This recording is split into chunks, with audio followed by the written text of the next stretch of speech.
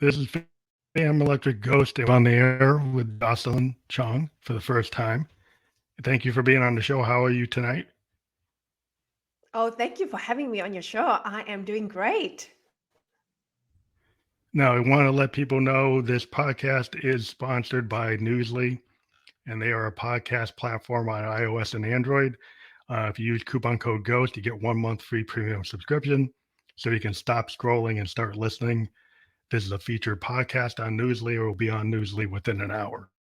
So, again, thank you for being on the show. We always love talking to people from all over the world. That's been one of the things we love to do. We've been doing that since 2016, and it's always fun to meet new people. So, one of the things that I wanted to talk to you about, you're a networking specialist and you're a keynote speaker, and you've won multiple awards around the world, and you're a best selling author as well. So, where did you want to start with your story in terms of like with the audience? What do you think people should know about you first? Well, those four big titles that you pull out are incredible. So I will start from the fact that I was very privileged, born and raised in Malaysia. At the age of 17, I left home to pursue my tertiary education in Australia. Then I graduated in accounting and finance. I told my parents I wanted to pursue my career in Australia, and they gave me their blessing. So I pursued a banking finance career for 22 years, and I reached a defining moment thinking that, all right, what's next? Because that defining moment was a defining moment that taught me that my career wasn't my life, because my career was my entire identity. And so I thought, I've got all the skills, qualifications, experience, knowledge. I could really start my own business because I had been serving people to help them generate billions in revenue. I think now is my time. So that small whisper that grew like a mighty roar turned into action, created my business, and I started to build my client base, started to reach out to my local platform, did workshops, and then grew to a global reach now because of covid. Yes, I don't like, that is a disease that kill people, but at the same time, during lockdown, I maximize every opportunity I can to build relationship at a global capacity. And so that made a lot of difference because Melbourne, where I live, was one of the top largest, most locked down places in the world. Now, for Yeah, 6 years I, straight, we were the best place to be in the world, like global awards, tourism award. But during COVID, we you're also locked was, down. yeah. So that happened, and I just took every opportunity and made friends and connected with people, and that was how things gradually evolved and grew, and my business expanded at a global capacity and connected with people globally, and that led me to a lot of new networks and collaborations and partnerships that I absolutely love doing, and it opened up a whole new world. It's like just a kid in a new playground. So that Wow, was my journey in a nutshell. that's interesting because I found like before lockdown, I became a podcaster in 2016, kind of before people really knew what it was. And a guy called Rock Tunes, he was a DJ, found my music and interviewed me. And then we liked each other so much that we created a podcast and we did it together as two hosts for like 6 months. Then I went on and made my own show and I started interviewing international musicians all over the world. Now, from 2018 to 2020, I interviewed over 350 musicians, including musicians in Australia and Germany, everywhere. And it was all online. So I was kind of prepping myself for like what happened with COVID because I did this whole thing where normally musicians we travel and I started doing this, everything was online, I did festivals online with my guests. And so people were saying, why are you doing everything online? I said, I don't know, it just works. So I was kind of prepped for when the COVID happened. I already had done hundreds of interviews with people all over the world, and I had a structure where I had already built it so I could just do it from my house and I could keep on going. And so it kind of just like I had prepared for it without knowing it was coming. Mm. And I like that point where you mentioned because my career, I never really had to stay in the office. I had the freedom to move around so much. Like I travel interstate all the time. I moved to different workshops and meetings and conferences throughout the day. So I was never in the office. And my team was in a region, like I was looking after 30, 40 branches Hmm. in banking. And so my team was not sitting on the same floor. And we always had teleconference and we had this meeting, not Zoom, but it's a video conferencing. Yeah. And I thought it was not too dissimilar when we transitioned to COVID and everyone was working from home because we were able to just accommodate for that. And I think that made such a big impact and easy transition for me when it was COVID to just even expand it at a global capacity to reach even more people across different time zones, cultural differences, different countries, different programs, and just, yeah, the whole amazing reach out there. Yeah, it's just interesting because I know there's a lot of people, at least I used to, I had a kind of dual career. I'm an IT professional, I do software design. It's a good career if you want to be able to buy synthesizers. So I had this really good job, and I used to be a road warrior. I'd be on planes flying around. I lived in Japan for 2 years. I would fly around, but then like it started getting to a point where I didn't need to fly around, and I started I didn't like having to be on the road from like, all the time. I was on the road from like Sunday to Thursday, and then home for like 3 days, and then I had to go back out, or I'd be like somewhere for 6 months, or I'd be somewhere for like in Japan. I was there for 2 years. No, I love being there though. But the whole idea is you didn't have to be that face to face anymore. The technology had shifted by the time you were like 2020. You didn't really need to have face to face, at least for the stuff I was doing. I didn't have to do it. I could do it from home. So then I started kind of pointing out, it's like for my quality of life, I want to do it from home because I don't want to be on the airport all day, be in Uber all the time, be at the airport, be on the trains. I was like, why? Why do I have to do that? And so that I think that's where I started to kind of push back and say, I want to do what I want.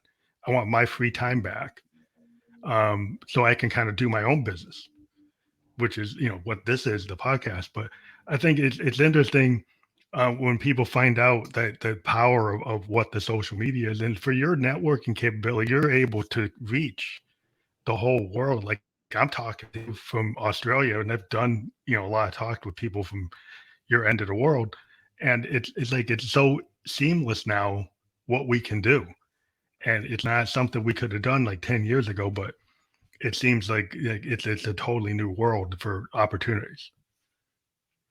Absolutely. It's accessible, it's cost effective. It reduces so much of disruptions as well. Like you said, travel on train. And I used to take a 6 a.m. flight on a Monday morning and Yeah, then a 6 p.m. flight out on a Friday, which means I will have to beat traffic, right? Because Friday traffic is crazy. Everyone's gone out terrible. for Yeah, networking drinks or, Friday lunches, which is always going to take, 3-4 hours because you want to network after that. So I used to have lack of sleep, and Sunday sometimes because we want to start earlier, we might leave on a Sunday evening yeah. for I was work, leaving on Sunday. which Yeah, takes out a lot of family time. But yeah. at No that family. point in time, I was proud to do that because I thought it was glamorous. Well, I think they kind of like I don't know, like the corporate world, the sacrifices we make for it, because we say, well, that's what it means to be on top.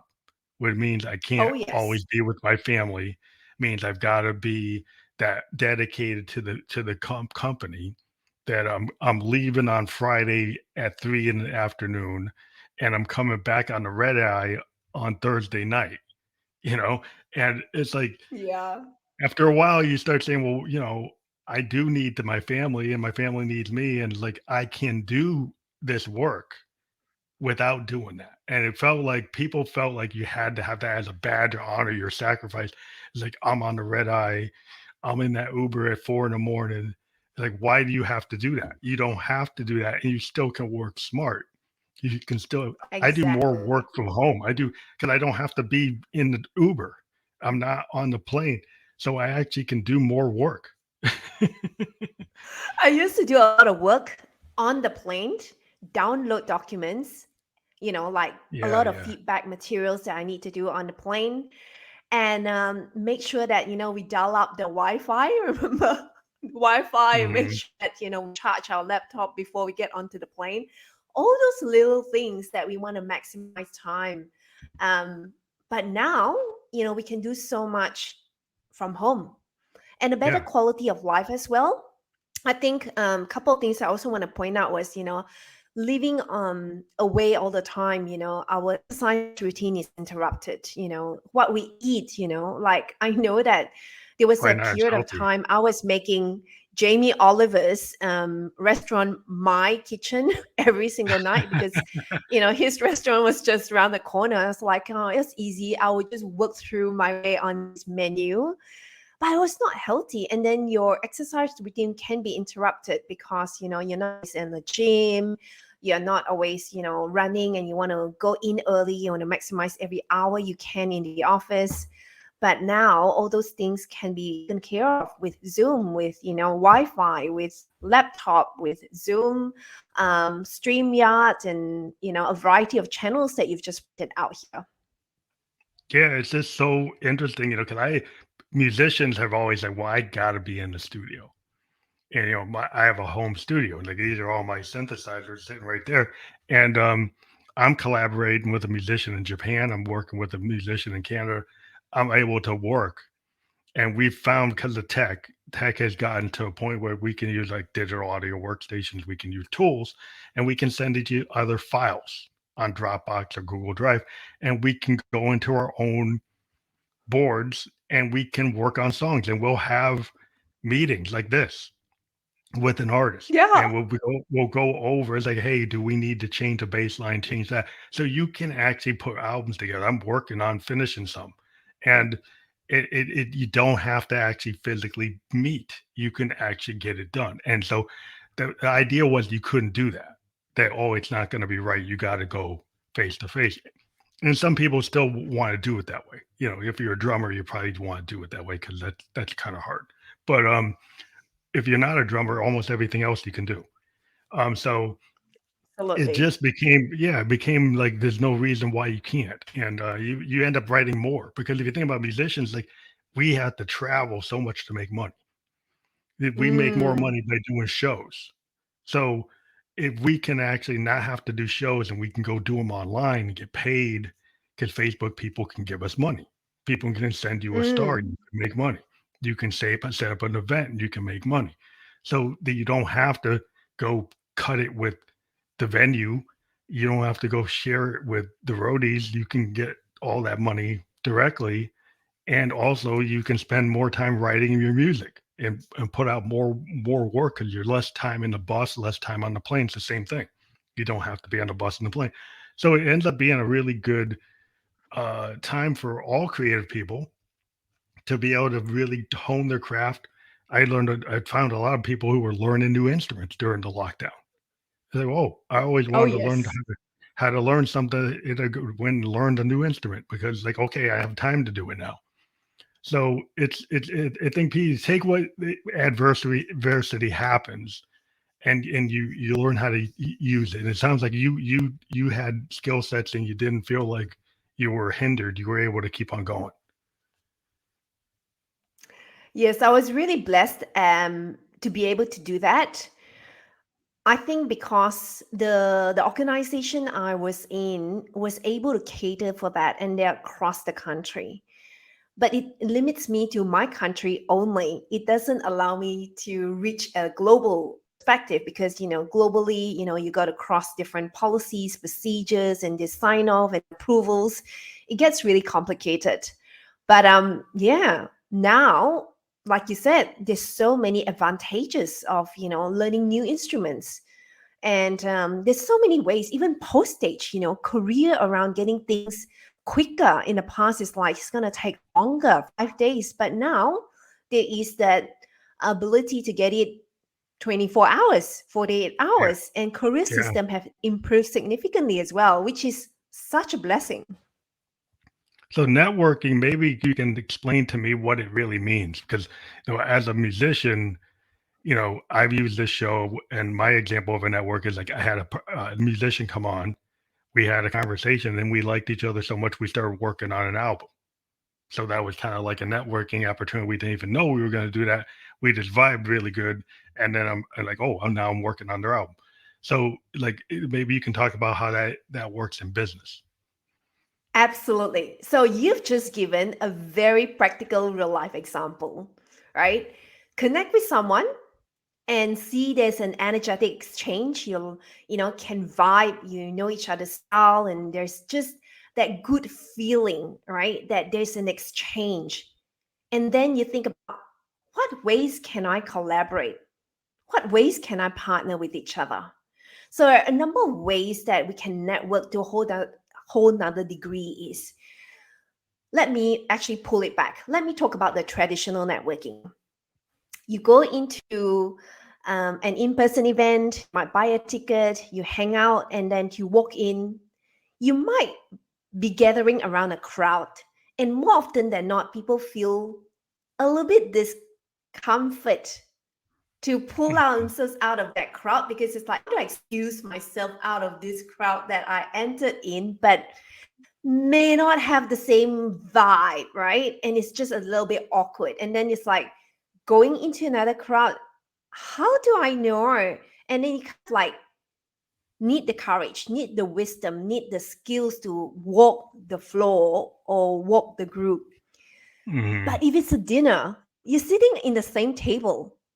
Very few people will walk up and introduce themselves to the next table, Mm. or chat with the table behind.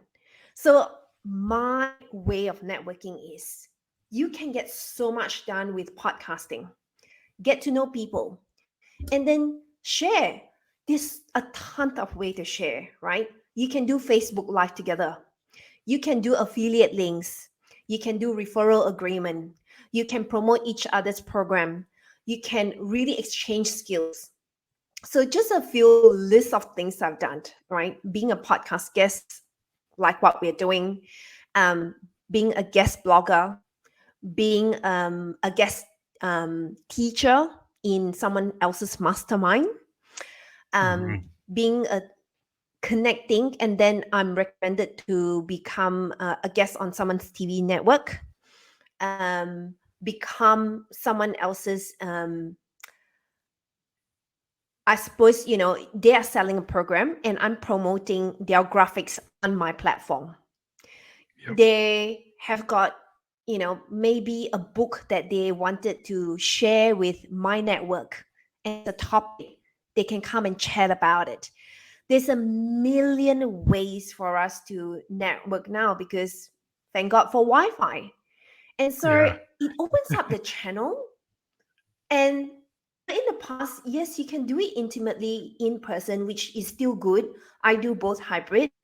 But what if you want to go with like minded people who really have got the network? You can have an intimate five from Japan, from Singapore, from Europe, from London, from US. And that is a global network, rather Yeah. than Right there. locally, you're limited to that, region or that province. So it's just that expands a whole nother level. And it's also good for a lot of people who are introvert, because Mhm. when you go out networking, introvert will have got more areas to overcome, right? Fear of speaking, people fear being judged, how they look like, how they dress like. People fear how to introduce themselves. What do they say? But when you're on one-on-one this way, everyone gets like, 90 seconds, and you can talk about who you are, and your prep, you might get the agenda ahead of time. You're more ready, And Yeah. yes, I think it's ideal for people who have got um, more fear around speaking, that it helps them come out of their Yeah. shell Brings them out of the because they're shell. in the comfort of their own home. Once they increase and strengthen that muscle, they practice that maybe 100 times. When they go out for an in-person networking They're event, better. it gets easier because they said it 1,000 times now Yeah. behind the screen. So one less skill to master, and then they just need to master, all right, how to shake hand, how to introduce themselves, how to present. So it's just really, really ideal also for people who's got that introvert aspects in them, that they want to sharpen different aspect of who they are, whether it's like presentation skills, eye contact, tonality, how they dress up, how do they shake hand, how do they use their body language to speak, a whole host of things that they can strengthen layer by layer, rather than in person is a lot to handle. And so I witnessed both part, and I see so much benefits in those things. So what I teach in my program and I show my clients to do is start small. Once you get a small win, it's easier to succeed the next round. And I have them customize what suits them in the networking stack. So there is summits. You can speak to 30,000 people in a summit. You can speak to a summit that you're being interviewed, and then they actually then distribute that at a time that is decided already, and so it's Yeah. easier. So there's Easier if you many different have ways. stage fright. Yeah, if you have stage fright, you might not want that 30,000, but you could probably handle the intimate kind of interview that gets presented and pre-recorded, and you might be kind of make sure you want it perfect. So if it's pre-recorded, you can control it more. It's just been interesting because I started as an audio podcaster, and then I found the power of video. So in 2020, we converted from being an audio podcast to video, and it changed our point of view, because like when you're doing audio, you don't have to think about what you look like. You don't have to think about how you're presenting yourself. You don't think about what's there. You're just having a conversation. We still do some audio podcasting just because it's cool to do it, because you don't have to think about presenting yourself visually. But the visual aspect of it has been really good in preparing you when you do have to go physically somewhere. I think it gets you in a better position because you're actually still reading people. You're reading, body language, and you're learning how to, use your hands or don't use your hands. But I think it's just been really fantastic for the type of person that was. I was an introvert. I'm 55, but when I was young in my twenties, I would have never done what I'm doing, and I've done over 800 interviews now. And somebody would have thought, if they asked the 24-year-old me, they were like, he'd never do that. And yeah, the 24-year-old me wouldn't have done it. But it has brought me to a different place. Congratulations for your 800 interviews, because that is something to celebrate. What I've heard is that a lot of podcast hosts, once they do up to 100-ish, they lose their touch, or they get bored and they don't know quite way to from there.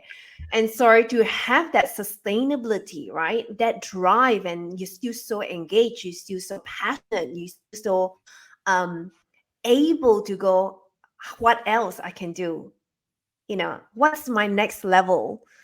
That is something to celebrate, and you should be so, so proud of yourself. Yeah, well, I was told that podcasts typically go 6 or 12 episodes or 12 months. And so I've been going almost 7 years. And it really is the thing is, what I did is I changed my program evolved. Like I began with just musicians. Then I expanded to business owners and people in film, people, actors.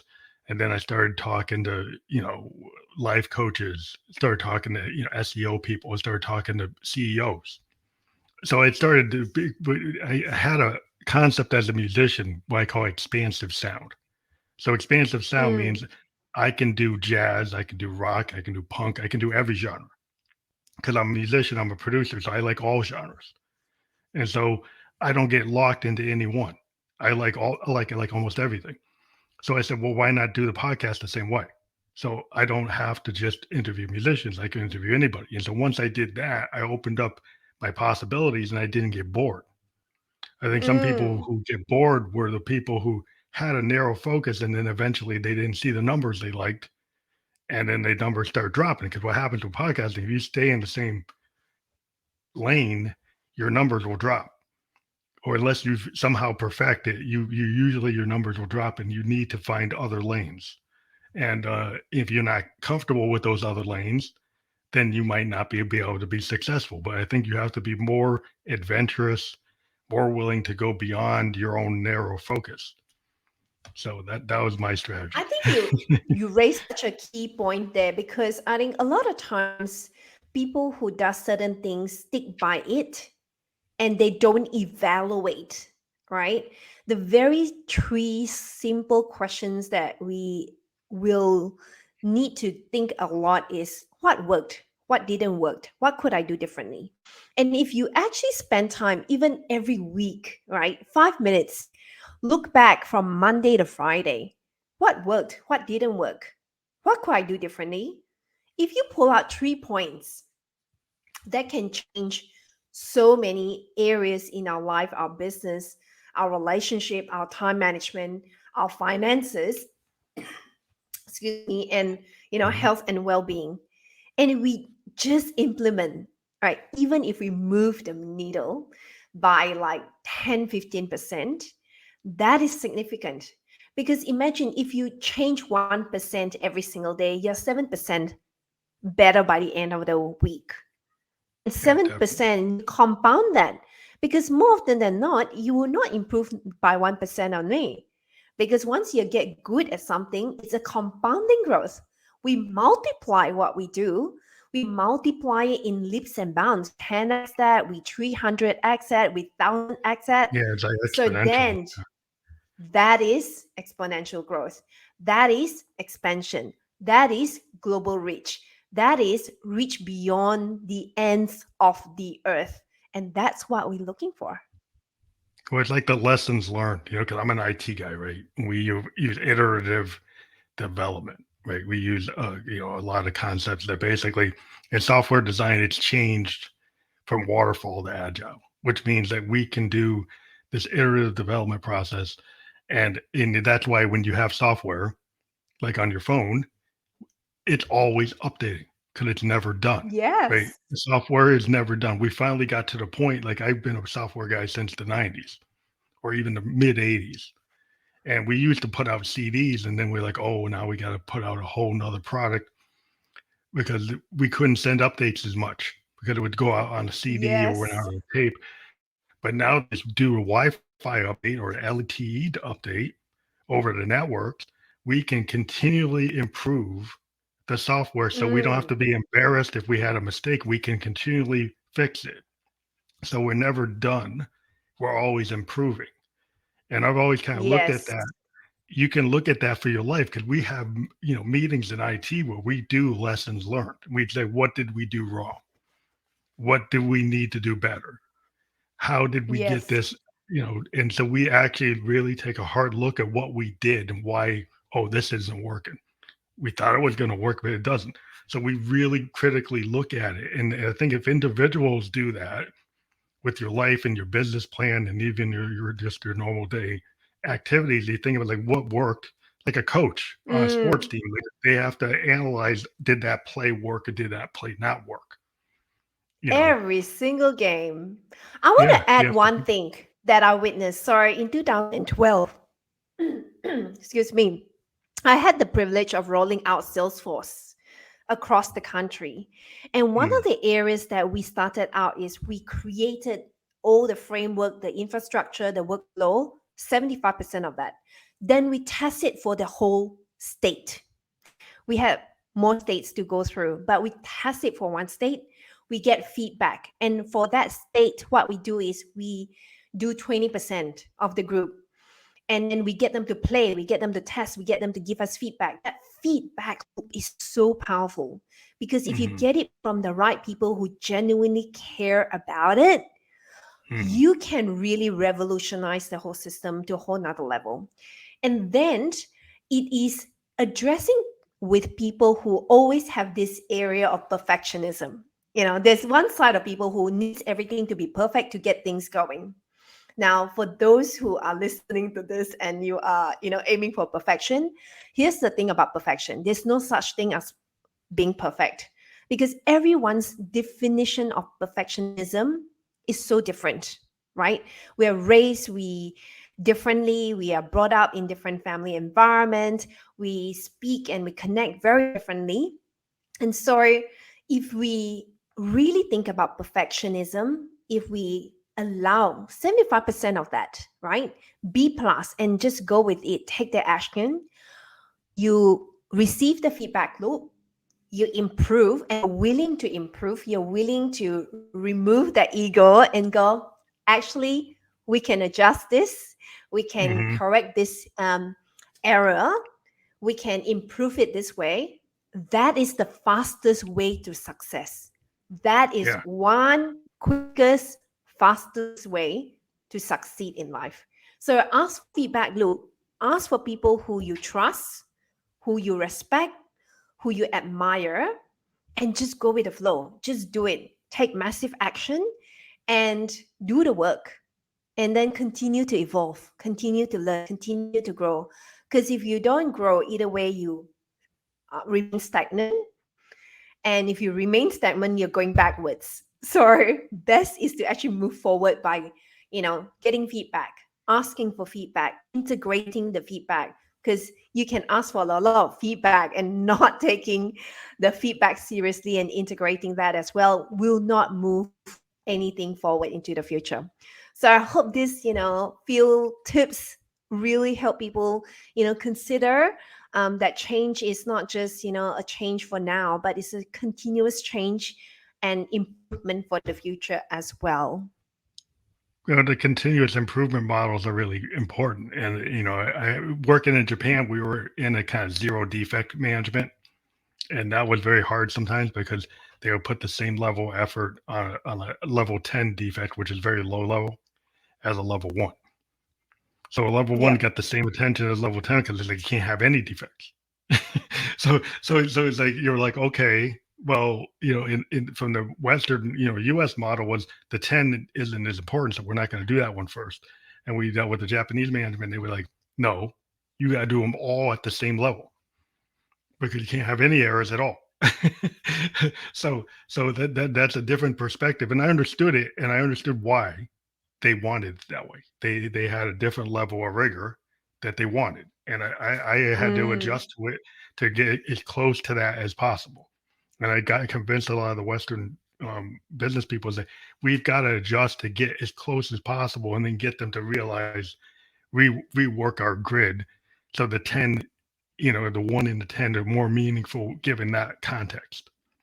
And then we got them to accept it. Once we increased our quality, we had to go and do a big assessment that the quality we thought was okay in our world was okay, but in their world it wasn't. So we had to adjust. But mm, I think you just have to understand what environment, and that was a really big lesson, like East versus West. Is just like it's just a different yes. mentality, and being in that business environment for 2 years, it taught me a lot. But also, like, as a musician, one thing I've Culture always, as well. yeah, culturally it was Like, great. coming from an emerging country like Malaysia and, being raised there, there's one thing that they don't want to give feedback because they feel that they are, putting someone in a difficult position. So they will Mhm. just acknowledge everything is working fine. And that in itself is not healthy either, because a lot of people go, it's not fine, but nobody wants to address it because they don't want to be the bad one, seen Oh, as someone that gives just feedback at different the same perspective. time. But the art is to know how to give feedback gracefully. Because a lot of Mhm. people also have different styles of giving feedback, and some of them are not so gracious, not so kind, and they Yeah. give back feedback out of, like, heaviness, or all sorts of, unpleasant negative emotions. And Yeah, then you there won't are have a those who positive give outcome. feedback with, so much joy that move things forward. So it's also, next thing is to master the art of giving feedback and, supporting the feedback right through, because it's actually quite interesting. Sometimes we'll give feedback out of very selfish reasons, they want it, for their own benefit. But if you Yeah. think long term, how you can give feedback in a way that is very gracious, that's kind, that is for the benefit of everyone, that also is a skill to master. That's also is a skill to even upgrade if you are giving feedback, because all of us, business leaders, CEOs of our own companies, and board members of different board positions, we are expected to communicate that to help people improve continuously. So managing the feedback coming through, and then receiving the feedback to integrate it to improve and know which one, right? There's tons of feedback. Sometimes there are also feedback that is endless, but you also need to know how to create boundaries and know how to manage those boundaries and know how to integrate them at the right place at the right time with the right people as well. It's also like time management. Like if you're thinking about like a scrum session, let's say you have a scrum session, Mm, you got 20 people, they're each gonna get like a minute or 2 minutes to give a status. If anybody kind of goes over it, the meeting suddenly could go over their allotted time, and you're trying to keep it on point. So like a good yes. manager, it's really trying to get to the elevator analysis in that meeting, right? I just Yeah. need you to give me 2 paragraphs about where you are.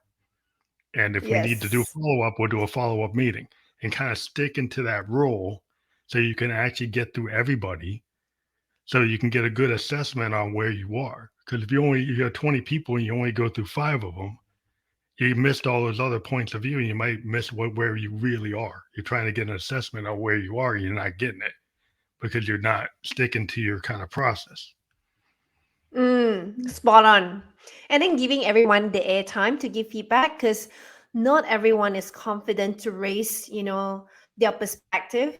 And a lot of people wouldn't want to be perceived as, the bad person.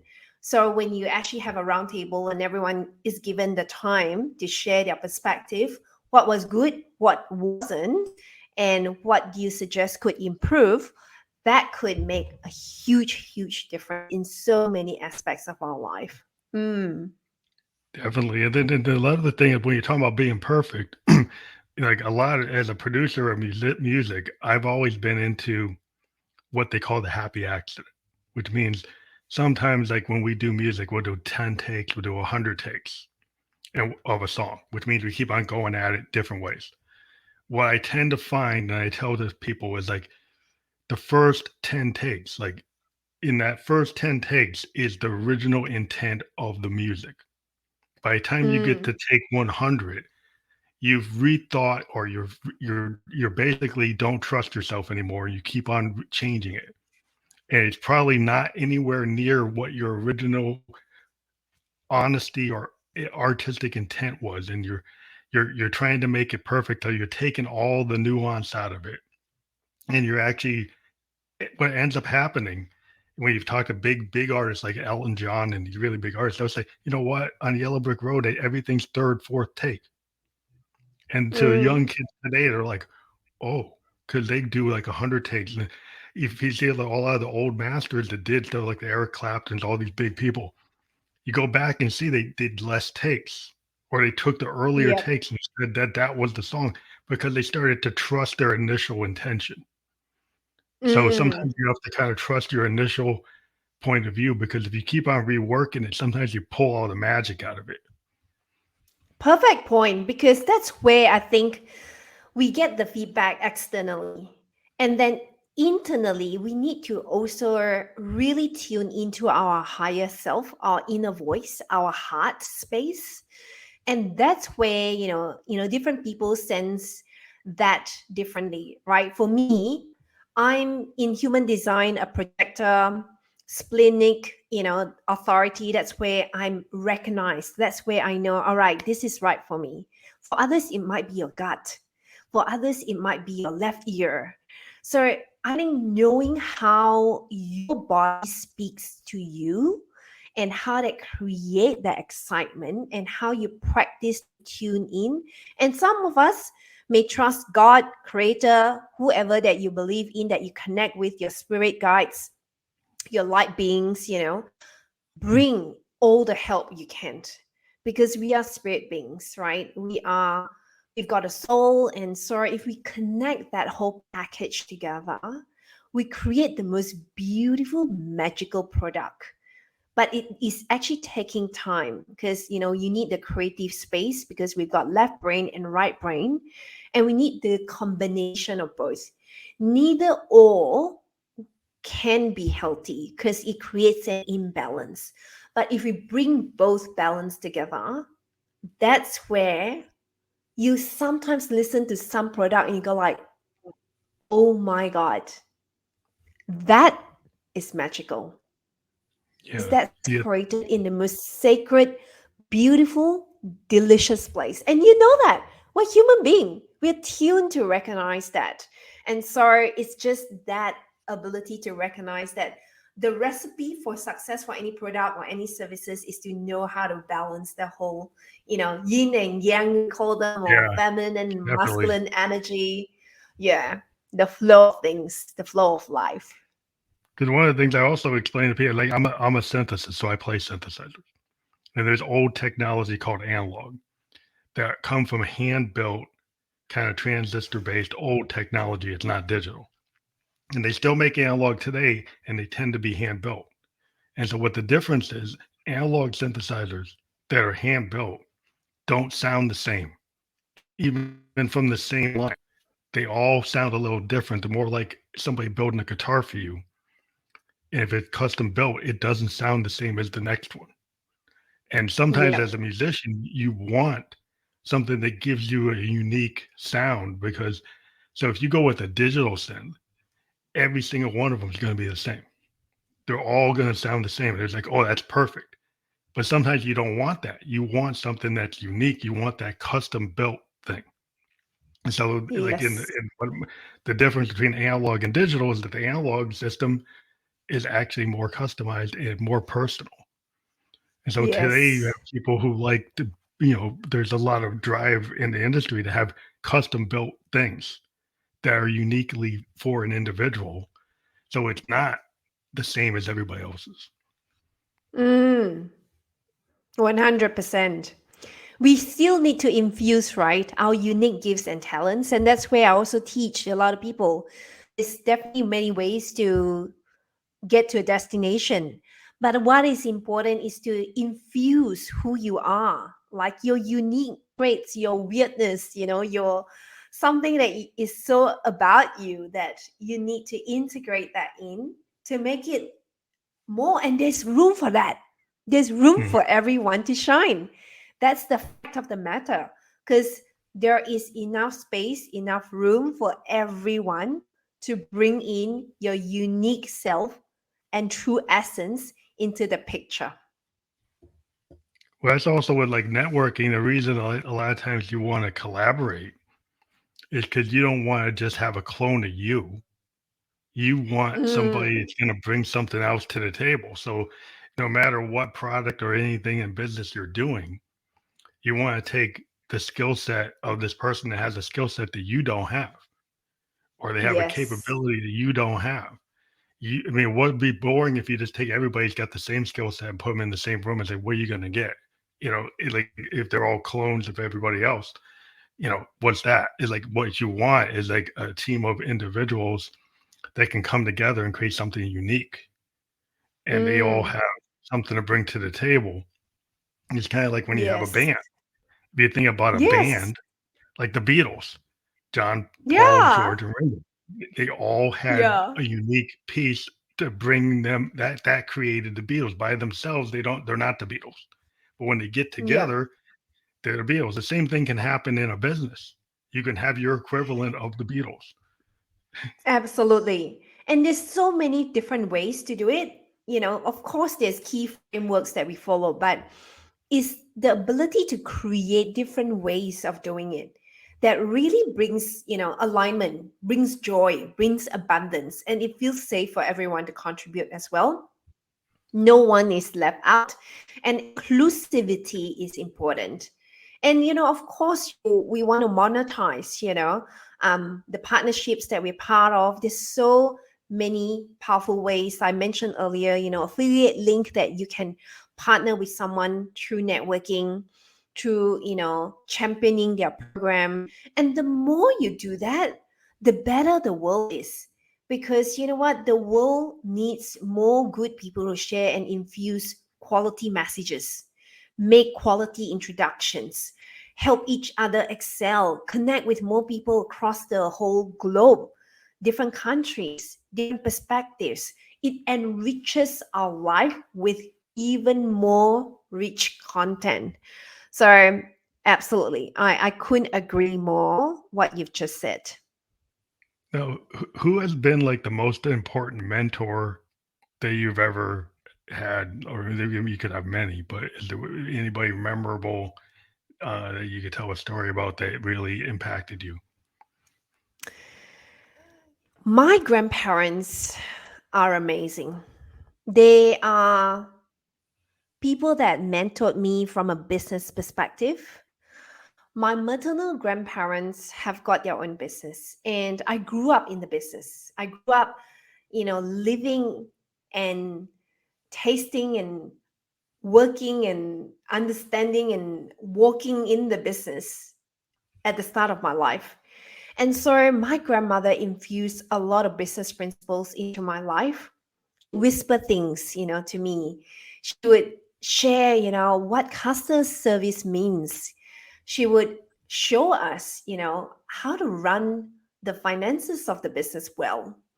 She would teach us, processes, because we run a wholesale business. So, there's, storage warehouse that we're part of, that, how to count them, how to make sure that, different products that come in, we've got over 100 items in our product list. How do you categorize them? All those things, I witnessed them. And so she's always been someone that I admire most as my mentor. And she taught me about the value of money. She taught me about so many key principles to the very, very last day of her death. She still went back to the family business that very morning to really experience that, because that was Mm, one of her last wishes, that she wanted to be in that environment. I mean, it was her baby, right? She lived, breathed, mm, made it a multi-million dollar business. So she passed away about 4ish in the afternoon, but in the morning, she wanted us to really take her to have one more last visit. And so I remembered so many things that she spoke, and she was very good in poems, and she would say poems to us, and that has got so much insight, depth, wisdom in it. And it's just like, mm. wow, that is, someone that I really admire and felt so blessed to live with and learn so much in my life. And so I had many other mentors that I could call out, but my grandmother is one hell of a mentor that I absolutely feel so deeply appreciative of, the fact that she passed on so much knowledge into my life. Yeah, that's a great relationship to have that with an elder that was so wise and could give you that kind of leg up in the world to give you a very good perspective. That's like it's coming from a really awesome place to get that from your family. Um, I guess another question that would be in a different point is like, what lesson in your life taught you something that you think everybody should learn about? I think when you reach to a point in life, it's important to stop letting the external world teach you, show you, tell you what to do. It's important to take your power back and learn to own your voice, stand in your own truth, know what you stand for, know your own values. Because a lot of us are influenced by media, TV, publications, friends, network, and sometimes we're so immersed in that, we Mm, don't have the courage to pull ourselves out of that. And that's where we can live 50 years, 70 years, of our lives doing the same thing over and over again. So here's my invitation. My invitation is to allow yourself to get to know who you are. And the art behind that is to know what you stand for. And take the time to go, what do you really stand for? And what you want to show the world even more, your unique essence of who you are, your skills that sometimes you bit and you never want to let it shine. You hid it in some treasure chest that should be made known to this world. And so, pull them out. Dream big, dream big, bold, scary dreams. If you look back at your dream and it doesn't scare you, your dream is not big enough, and you need Yeah. to really create crazy wild dreams. The biggest powerful organ in our body is our brain. We visualize what we visualize, we feel it, we take action, it becomes our reality. Either way, right? Negatively or positively. Why not create our future with our brain power? It's with us, it's in us, it's available to us. So access that for your own benefit. Take the time out. Remove yourself from all the noise and distractions of the world and start to quiet yourself down and ask yourself, listen to your heart. What is it saying to you? And once you start doing that more and more and make it a ritual, 5 minutes, you might start a day. And then you increase that to 7 minutes, you increase that to 18 minutes, increase that to 21 days. That's where true magic is birthed out of that place and time. I think definitely a lot of people create kind of glass ceilings for themselves instead in terms of what is possible because they get scared of that dream big, right? And they also sometimes people confuse beliefs with values, right? So they got a belief and it's actually not a value. The example of that is Mm, like, well, I want respect. Respect is the value, right? But then if you get respect through like aggression, it's probably not really going to give you the result you wanted. And if you think that that's your value, but your value is your belief is like their aggression, but you think that's a value and it's part of your respect, but it's not. It's not. It's not. A good value to not respect other people with some aggression or aggressive actions that are not positive. So it's thinking that a lot of people just have to kind of look in the mirror or look inside themselves and ask themselves, where did you get that belief from? Right? Where did mm, you get your value from? Start to critically analyze, why are you doing what you're doing? Is what you're doing making you happy? Is what you're doing bringing you joy, bringing you where you need to be? Or you're like on a hamster wheel doing the same thing all the time. No matter where you go, you keep on doing the same thing. No matter who you meet, you do the same thing because you're not learning, right? You're not getting out of your pattern. It's not the other person, it's you, right? So once you realize that you've got to take some responsibility for your like inner child or what's going on and actually determine, mm. what your values and belief systems are and not get confused on which one is which, then I think you can move forward. Spot on. Spot on. I love the way you describe it. It's so powerful. And it is the work. It is the work. It's the devotion of that we can get so busy in our lives that it doesn't allow us to pause. And it's okay to pause. It's okay to take time out of your busy life. It's okay to make time to really excuse me, understand who you are. And you post quite a few powerful questions. And if our audience really take the time after this podcast to just journal those questions that you call out, right? Who you are, what you believe in, what you stand for. Are your beliefs limiting beliefs or beliefs that can expand your horizon? And if you can really take the time and journal that out, and journaling is powerful because a lot of us, put notes on our digital, phones and laptops and all that. But here's the challenge: buy yourself a journal, write it out, go into Yeah, nature, it's a go songwriting bushwalking. technique. Songwriters, Just we have go scraps. somewhere fun. Yeah, as a Draw. songwriter, I have like a real like journal because a lot of the times Yes. is as like all songwriters kind of start as poets, right? So we like to write it down, right? So I've got all the stuff I've written down since I was like 17. And every time I Yes. interview a lot of songwriters, they'll all point out that they usually started with poetry. They usually have a diary, Yes. that they continue to Yes. use that diary. They continue to write in a journal. It's usually something in a piece of paper, like in a book. Yes. And that's how a lot of the ideas get fleshed out. That Mm. we have these ideas, we put them down, whether we're walking in the woods or we're just thinking about it. We might put it in a voice memo and then put it back into a thing, but it's actually chronicle the things that are going on in your head, so you don't forget them. And that's part of the Yes. creative process. Is the creative person will kind of chronicle that stuff, and it will turn into a painting, it will turn into a music, it will turn into a piece of art because Yes. they're processing the things that happen, and they're also taking all the events that are internal and external and then using it to Mm. drive the creativity.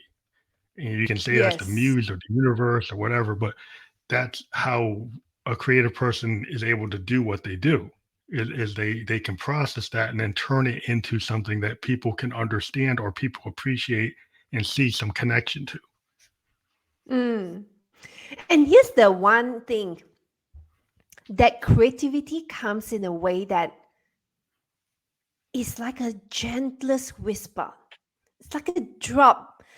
I call it like, how a spider drop down from the web. It's just like a drop. It's no force, no push, or it's like a butterfly landed on your hand.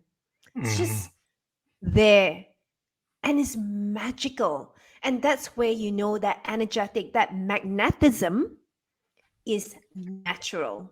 That is true magnetism. And when you have that and you go away and create that and convert that into, what others can receive and enjoy and find pleasure in, that is a gift to the world. And we need more of that. So let's go out and do that. Let's go out and really, explore our own creativity and create out of that place of abundance, out of a heart that's so in tune for kindness, for generosity, for goodness in the world. We need more and more of that.